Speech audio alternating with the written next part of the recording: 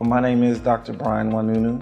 I'm an orthopedic surgeon, currently in the McKinney and Plano area at Texas Joint Institute.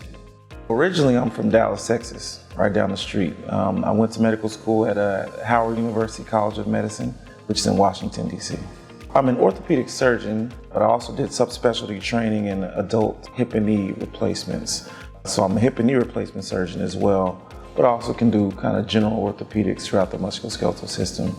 What made me choose it, honestly, was the patients are great, their outcomes are wonderful, and I like to see people better than they leave, leaving better than they came in.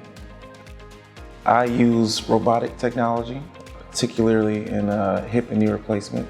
I think robotic technology is amazing, specifically because it allows accuracy.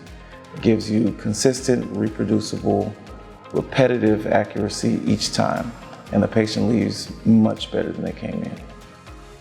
If it was my family member and it was someone that I loved, I would want them to go to only the best. Healthcare is something that can change a life, whether it's functionally, whether it's financially, and Texas Joint Institute truly has surgeons that care, that are equipped, that are skilled, and that will get the job done.